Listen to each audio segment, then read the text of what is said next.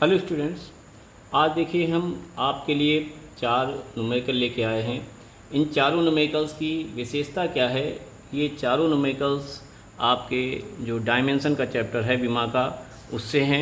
एक न्यूमेरिकल ये है, एक न्यूमेरिकल ये है f बराबर a√x प्लस bt²। एक न्यूमेरिकल ये है p बराबर b-x² अपॉन at।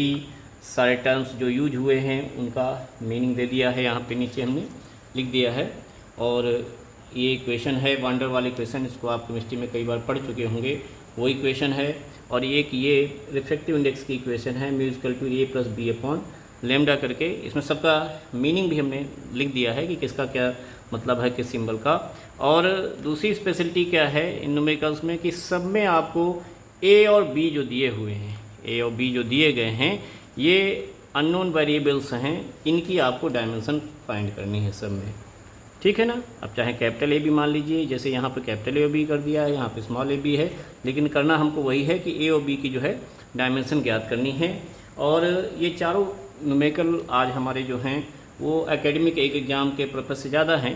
छोटे मोटे कंपटीशन एग्ज़ाम में भी आते हैं, लेकिन एकेडमिक एग्ज़ाम्स में ज़्यादा पूछे जाते हैं। जैसे आपकी बोर्ड परीक्षा हो गई, उसमें जो है ये ज़्यादा पूछे जाने के चांसेस रहते हैं इसमें। वैसे अब 11th का डायमेंशन का चैप्टर है, तो बोर्ड की परीक्षा तो ख़त्म हो चुकी है वहाँ।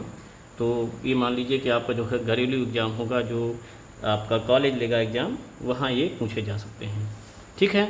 और थोड़ा सा ट्रिकी हैं, बहुत ज़्यादा हार्ड नहीं है, सिंपल न्यूमेरिकल्स हैं। एक छोटी सी बात को बस ध्यान रखना है कि उन्हीं वेरिएबल्स या उन्हीं टर्म्स को जो है ऐड या सब्ट्रैक्ट किया जा सकता है जिनकी डायमेंशंस सेम होती हैं। बस इस बात को ध्यान रखेंगे अगर, तो ये सारे के सारे इजी आपको लग जाएंगे। न्यूमेरिकल सारे आपको दिख रहे हैं, चाहे तो आप एक बार वीडियो को पॉज करके खुद भी सॉल्व करने की ट्राई कर सकते हैं। ठीक है ना।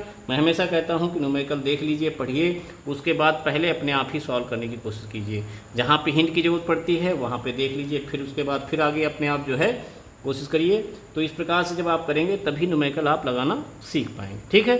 तो हम देखिए पहले न्यूमेरिकल शुरुआत करते हैं। जो फर्स्ट हमारा जो इक्वेशन दी गई है या फार्मूला दिया गया है, वो दिया है f बराबर a√x प्लस bt², जहाँ पे f फोर्स है, बल, और x हमारा दूरी है, डिस्टेंस, और t टाइम है, समय। ठीक है। और हमको यहाँ पे a और b की डायमेंशन ज्ञात करनी है। फिर से बता दूँ, वही आपको नियम ध्यान रखना है कि उन्हीं की हमको जो है डायमेंशंस, वही टर्म्स जो है जोड़े घटाए जा सकते हैं आपस में जिनकी डायमेंशंस सेम हो। डायमेंशन या मात्रक दोनों चीज़ें आप कह सकते हो। तो हम यहाँ पे देख रहे हैं कि ये a√x और ये bt² दोनों ऐड किए जा रहे हैं, तो ये कह सकते हैं कि इन दोनों की डायमेंशन सेम है, इसकी और इस पूरे टर्म की। यानी a√x की जो डायमेंशन होगी वही bt² की होगी, और वही डायमेंशन f की भी होगी। तो हम कह सकते हैं कि dimension of f, dimension of force या f जो होगी वो डायमेंशन ऑफ a और डायमेंशन ऑफ √x, ऐसे आप लिखना चाहें तो एग्जाम में अपना लिख सकते हैं। ठीक है। अब डायमेंशन दी, चूँकि फोर्स है ये, तो जब फोर्स की हमको बल की जो है डायमेंशन मालूम होना चाहिए। कई बार आप यूज भी कर चुके होंगे न्यूमेरिकल लगाते समय। तो ये होती है mlt-2। अगर ना समझ में आए तो फिर भी देख लीजिए। फोर्स बराबर होता है मास इंटू एक्सेलरेशन, द्रव्यमान गुणन तो द्रव्यमान की हो गई, ये त्वरण की हो गई, मीटर प्रति सेकंड स्क्वायर। ठीक है। और उसके बाद a की हमको डायमेंशन निकालनी ही है, तो इसको ऐसे ही रहने दीजिए। x हमारी डिस्टेंस है, तो इसको आप x की पावर हाफ भी अभी लिख सकते हैं। रूट का मतलब होता है पावर हाफ। ठीक है। इसको थोड़ा सा और अगर सिंप्लीफाई करना चाहें तो आप ऐसे करके लिख सकते हैं। आपका जो a की जो वैल्यू आएगी, a का डायमेंशन होगा वो mlt-2 ऊपर रहेगा, और ये जो √x है, x की पावर हाफ है, ये नीचे आ जाएगी। अब नीचे इसकी भी डायमेंशन लिख देंगे, तो हमारे पास मिल जाएगा डायमेंशन ऑफ a जो हमारी आएगी एक इस टाइप से आ जाएगी mlt-2, और नीचे हमारे पास डिनोमिनेटर में जो आएगा x है, x का मतलब क्या हो गया, डिस्टेंस, यानी l की पावर हाफ। तो हम देखेंगे डायमेंशन कितना हो जाएगी, am है और l ऊपर है 1, और ये माइनस में हाफ चला जाएगा, तो 1 माइनस हाफ हो जाएगा हाफ, तो l की पावर हाफ और t की पावर -2। तो ये डायमेंशन हमारी आ जाएगी a की। तो a की जो हमको डायमेंशन मिल गई वो क्या हमको मिली, ml हाफ t 2। तो एक डायमेंशन हमको एक ही फाइंड हो गई। एग्जाम में देखिए ये भी पूछा जा सकता है कि जरूरी नहीं कि सीधे ए और बी दे दे, वो ये भी कह सकता है कि ए बटे बी की या ए इंटू बी की डायमेंशन ज्ञात करिए। तो जो भी ए और बी की डायमेंशन आएंगे उनका बाद में अपना मल्टीप्लिकेशन डिवीजन जो भी करवा रहा हो कर दीजिएगा, ठीक है। अब आगे जो है बी की देखिए, नाउ बी की डायमेंशन के लिए तो देखिए जो बी टी स्क्वायर की डायमेंशन है वही डायमेंशन आपकी किसकी होगी, फोर्स की भी होगी, ठीक है ना, क्योंकि उसी के बराबर टर्म प्लस में दिया हुआ है। तो हम कह सकते हैं कि डायमेंशन ऑफ एफ हम लिख सकते हैं वो क्या होगा, dimension of B into dimension of T square. Dimension रख दीजिए या पहले ऐसे करके आप लिख लीजिए कि dimension of B equal to, ये इधर अपॉन में चला जाएगा, dimension of F upon dimension of T square. Dimension रख दीजिए जो मान है, यानी डायमेंशन ऑफ पी जो हमारे पास आ जाएगा, दैट इम्प्लाइज में लगाते जाइए, तो हमारे पास जो आ जाएगा ये कितना आ जाएगा, एफ की डायमेंशन रखेंगे, एफ की वही एम एल टी माइनस 2 और ये हमारे पास मिल जाएगा टी स्क्वायर। टाइम है, टाइम की डायमेंशन लिख दी।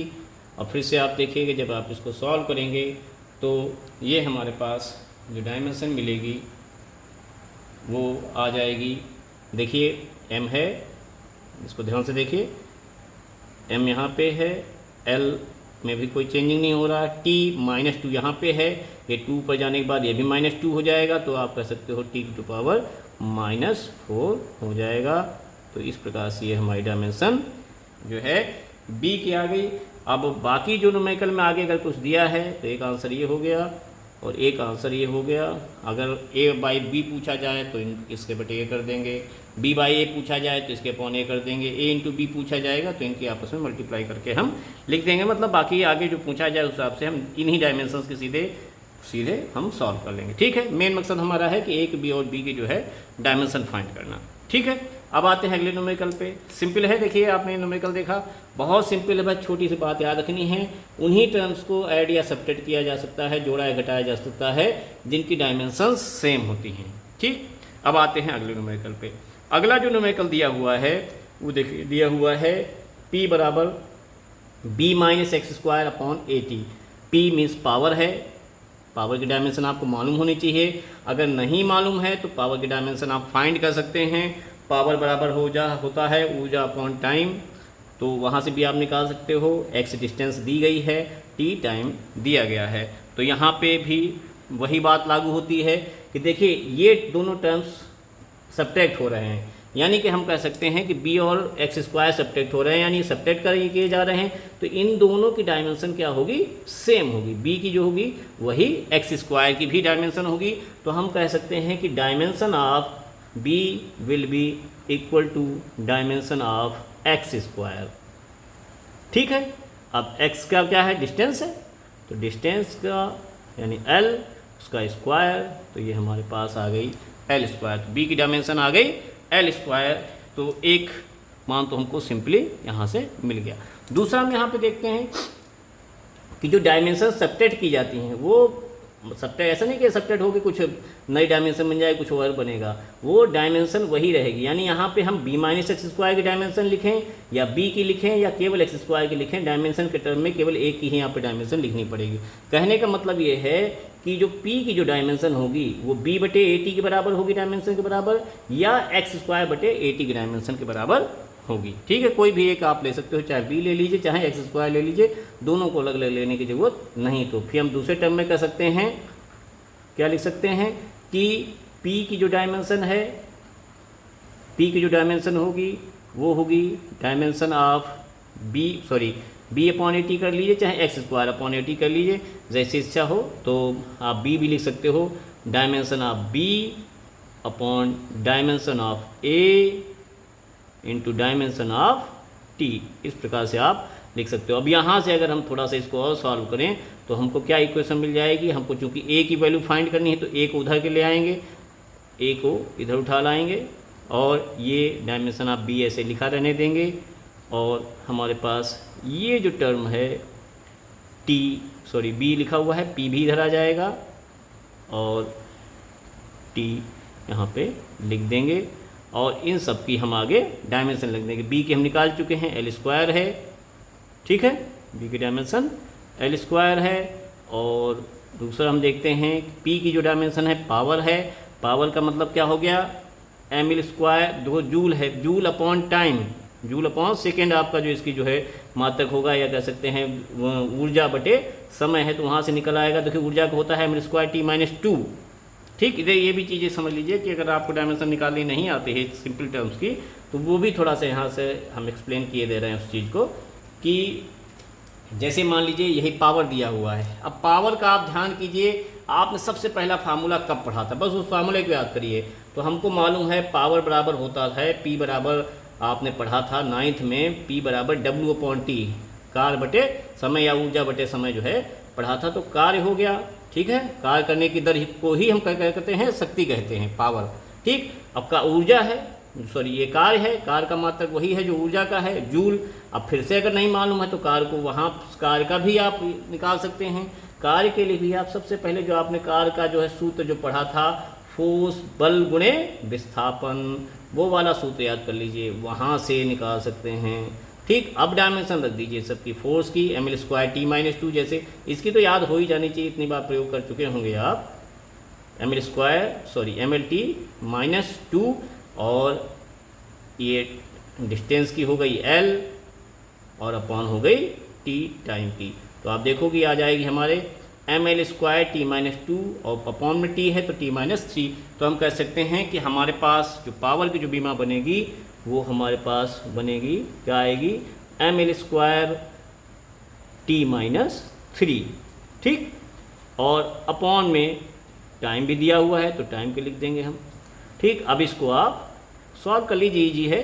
एम देखिए ऊपर चला जाएगा, -1 हो जाएगा, एल स्क्वायर आप कह सकते हैं कि कैंसिल हो जाएंगे दोनों टर्म, तो एल का टर्म गायब हो जाएगा, और टी -3 ये है, +1 है तो -2, और -2 पर जाने के बाद चले जाएगा +2, तो m-1 T2, ये हमारे पास जो बीमा आ जाएगी वो आ जाएगी बी की, सॉरी ये हमारे पास बीमा आ जाएगी ए की, m-1 T2, और एक आंसर हमारे पास ये हो गया। तो देखिए बहुत ही सिंपल है, कोई भी इसमें ज़्यादा आपको माथापच्ची नहीं करनी है, सिंपल सा ध्यान रखना है कि उन्हीं टर्म्स को जोड़ा या घटाया जा सकता है जिनके मात्रक या विमाएँ सेम हैं। तो देखिए यहाँ पे ए की निकल आई, यहाँ पे बी की निकल आई, ये ए बी का निकल आया, और यहाँ पे ए की निकल आई, ठीक है।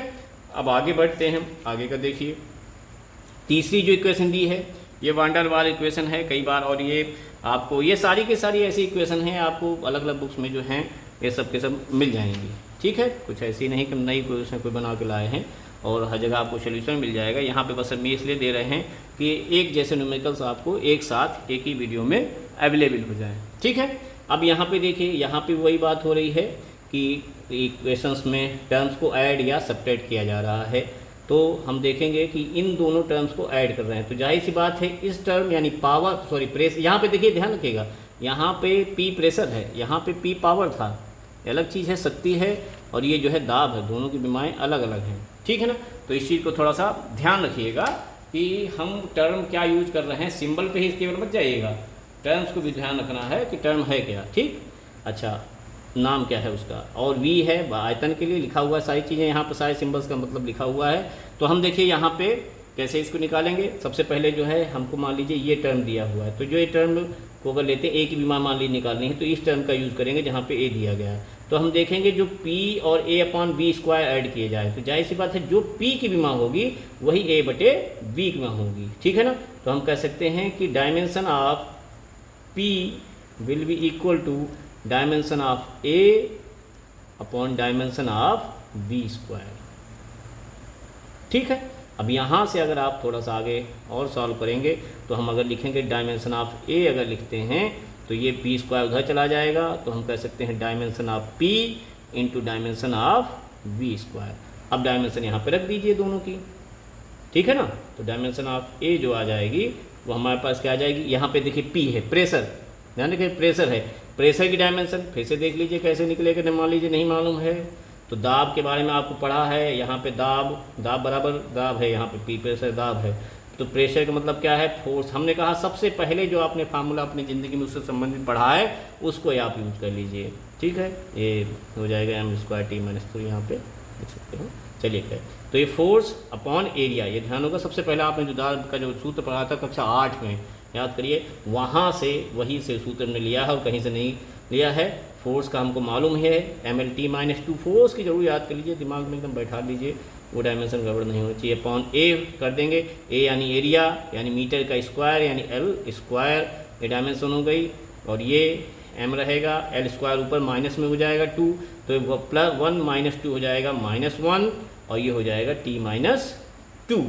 तो हम देखें डायमेंशन क्या आ गई, ml - t - ml-1 t-2। तो प्रेशर की क्या रखेंगे, ml-1 t-2। आपको अगर डायरेक्ट याद है तो आप डायरेक्ट भी लिख सकते हैं, जैसे हम यहाँ पे लिख रहे हैं। याद हो तो ज़्यादा अच्छा है, ठीक है। और हम तो कह रहे हैं कि अगर आप कई बार न्यूमेरिकल लगाते हैं तो ऑटोमेटिकली याद हो जाएगी। ये डायमेंशन तो ऐसी हैं, प्रेशर है, पावर है, फोर्स है, एनर्जी है, ये तो इतनी बार यूज होती हैं कि आपको दिमाग में बैठ जानी चाहिए बिल्कुल। यहाँ वॉल्यूम है, आयतन, आयतन का मतलब घन मीटर, इसका जो आता है मात्रक, तो घन मीटर हो गया यानी L³ हो गया, L³, और उसका भी स्क्वायर है, उसका भी स्क्वायर दिया हुआ है, तो ये हो गया आयतन और उसका स्क्वायर की बीमा। तो हम यहाँ पे देखेंगे क्या हो जाएगी, हमारे पास बीमा देखिए m है, l की पावर देखिए -1 ये दिया है, और साथ में गुणा चुकी है, गुणा में घातें जुड़ी आती हैं, अगर आधार क्या कहते हैं बराबर हैं, तो ये हो जाएगा 3 दूनी 6 ये आ गया, ठीक है। और t के बाद -2 ऐसे रहेगा, तो हम कह सकते हैं ml5t-2, ठीक है। तो ये बीमा हमारे पास जो आ गई वो एक ही आ गई, ठीक है ना। सिंपल है, मेरे ख्याल में टफ नहीं लगना चाहिए आपको, सिंपल सा है। फिर से ध्यान रखिए, उन्हीं टर्म्स को जोड़ा या घटाया जा सकता है जिनकी बीमाएँ समान हैं। तो P की वही बीमा होगी जो A/V² की है, ठीक। अब B की बीमा पे आ जाइए, बहुत सिंपल है, फिर से वही बात आ जाते हैं, ठीक है। देखा जाए तो और B - B की बीमा, B की बीमा वही होगी जो B की होगी। तो V की जो डायमेंशन है, या कह सकते हैं B की जो डायमेंशन है वही होगी जो V की है। और V क्या है, वॉल्यूम है, आयतन है, आयतन की बीमा हमको पता है L³ है, तो B की बीमा क्या हो गई, L³ आ गई। तो ये आंसर हो गया, ठीक है। बाकी जो कुछ आगे निकलवाया जाए A/B, A×B जो भी निकलवाया जाए, तो इन डायमेंशन का सीधे सीधे इन डायमेंशंस का जो है गुणा भाग जो भी करना हो वहाँ पे आप कर लीजिएगा, घातें जोड़नी घटानी हैं बस, ठीक है। आइए अब आते हैं सबसे आखिरी न्यूमेरिकल पे, ये भी बहुत ही सरल है। यहाँ पे देखिए रिफ्रैक्टिव इंडेक्स दे दिया है। तो रिफ्रैक्टिव इंडेक्स जो होता है इसकी कोई भी बीमा नहीं होती है, क्योंकि इसका सूत्र आपने पढ़ा है, चाहे एब्सोल्यूट रिफ्रैक्टिव इंडेक्स हो या जो है जो रिलेटिव रिफ्रैक्टिव इंडेक्स है, दोनों दो प्रकार की वेलोसिटीज़, दो प्रकार की चालों का जो है अनुपात होता है। जैसे जिसको हम एब्सोल्यूट रिफ्रैक्टिव इंडेक्स निरपेक्ष जो है अपवर्तनांक कहते हैं, वो अगर मान लीजिए तब भी जो है म्यू बराबर होता है C/V, ठीक है। ये दोनों चालें हैं, प्रकाश की वायु में चाल है या निर्वात में चाल है, या किसी माध्यम में चाल है, ठीक। और अगर रिलेटिव रिफ्रैक्टिव इंडेक्स लेते हैं तब भी म्यू बराबर V2/V1 या V1/V2 होगा, जो भी होगा, तो ये भी चालों का ही अनुपात है। तो चाल बटे चाल है, तो कोई भी मात्रा क्या बीमा नहीं रह जाएगी। तो हम कह सकते हैं कि जो अपवर्तनांक होता है उसकी भी कोई भी बीमा नहीं होती है। अगर बीमाहीन राशि का उदाहरण पूछा जाए तो आप वहाँ पर भी म्यू का प्रयोग कर सकते हैं। चलिए खैर बहरहाल अब आगे देखिए, फिर से वही ध्यान रखना है, उन्हीं को हम जोड़ या घटा सकते हैं जिनका मात्रक समान है। तो देखिए म्यू की बीमा वही हो जाएगी जो एक हो जाएगी, या हम कह सकते हैं कि जो ए की जो बीमा होगी वो वही है जो म्यू की बीमा है, और म्यू की कोई बीमा है नहीं, तो क्या हो जाएगा, ए क्या हो जाएगा, बीमाहीन। अब बीमाहीन को आप दूसरे टर्म में ऐसे करके भी लिख सकते हो, M0, L0, T0, सबका मान एक आ गया तो सीधे बीमान ऐसे करके भी लिख सकते हो, चाहे ऐसे मान लीजिए चाहे ऐसे मान लीजिए, एक ही बात है। अब दूसरे में आ जाइए, दूसरा क्या कह रहा है, बी की हमको निकालनी है, ठीक है। बी की अगर बीमा ज्ञात करनी है तब हम क्या करेंगे, देखिए कि B/λ की जो बीमा होगी, B/λ की जो बीमा होगी वो वही होगी जो म्यू की है या ए की है, ठीक है। तो कह सकते हैं या जो म्यू की बीमा है, ठीक। अब यहाँ से निकाल लीजिए बी बराबर कितनी, बी की बीमा क्या बराबर आ जाएगी, लेमडा उधर चला जाएगा सामने मल्टीप्लाई में, तो लेमडा की बीमा गुणे म्यू की बीमा, ठीक है। तो हम यहाँ से कह सकते हैं कि जो बी की विमा आ जाएगी वो क्या आ जाएगी, लेमडा। लेमडा क्या है, वेवलेंथ, दूरी है। ले सीधी बात है, हमें याद रखा वो लेंथ दिया है तो लंबाई है ना। तो एल हो गया, और इसकी हमको मालूम है कोई विमा नहीं है, तो सीधे सीधे यहीं पे बात ख़त्म हो गई। तो क्या आ गए, बी की विमा क्या आ जाएगी, एल के बराबर। तो एक आंसर ये आ गया, एक आंसर आपका ये आ गया। तो इस प्रकार से देख रहे हैं हम कि हमारे चारों न्यूमेरिकल हल हो गए हैं। सब में हमने वही किया है, एक ही मेथड का यूज किया गया है, एक ही बात मेन थी, इसीलिए हमने चारों न्यूमेरिकल्स को एक साथ यहाँ पे लिया है एक ही वीडियो में। That's all for today.